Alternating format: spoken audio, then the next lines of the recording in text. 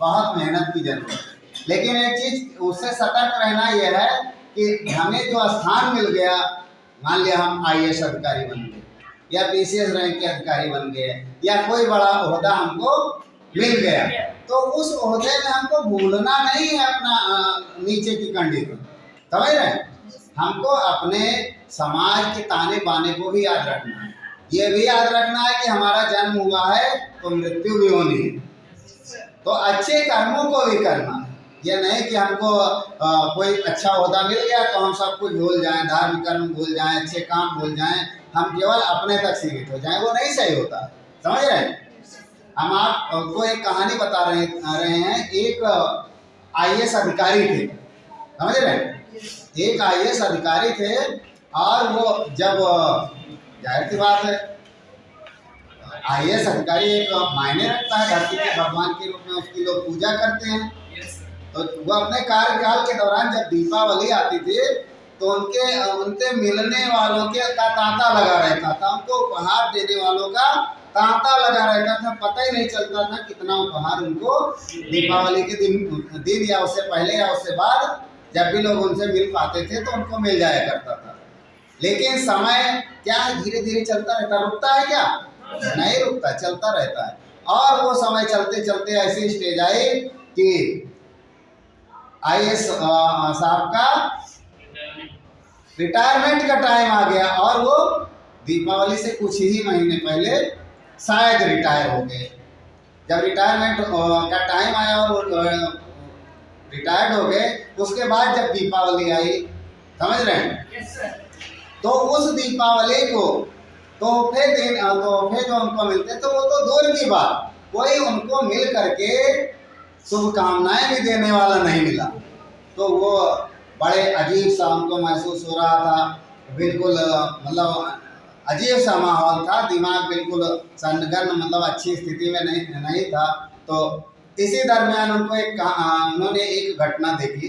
जब दीपावली होती है तो देवी देवताओं की मूर्तियां दिखती नहीं दिखती। तो एक गधे के ऊपर, गधा होता नहीं, भार ढोने का काम पहले करता था, अब तो मान लिया समय बदला है, बहुत कुछ बदला है।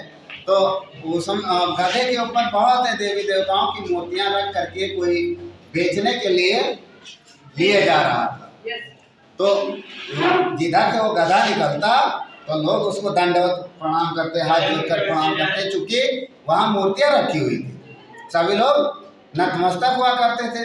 तो गधे को लगा कि अरे ये मानव यानी आदमी लोग तो हमको श्रेष्ठ मान रहे हैं, सभी हमको नमस्कार कर रहे हैं। तो वो फूला नहीं समा रहा था, बिल्कुल वो लगा कि उसने सोचा कि हम तो भगवान के दर्जे की ओर चल पड़े।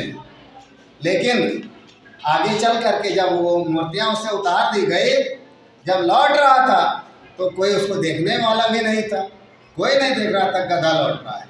तो उसने सोचा कि अभी तो सब हमको प्रणाम कर रहे थे, अब कोई देखने वाला भी नहीं है, शायद लोग ध्यान नहीं दे रहे। तो गधे ने क्या किया, एक भीड़ भाड़ की जगह थी, वहाँ खड़ा होकर के उसने अपनी आवाज़ लगा दी, जो उसकी आवाज़ है वो आवाज़ लगा दी कि सब लोग हमारी ओर देखने लगे। और इत्तेफाक से कोई कन्वर्सेशन, बातचीत का सिलसिला चल रहा था कुछ लोगों के, उसकी आवाज़ आई तो लोगों को बहुत बुरा लगा। कुछ लोगों ने उठाया डंडा और धड़ाधड़ लगाना शुरू कर दिया। तो गधा जो था वो भागने लगा।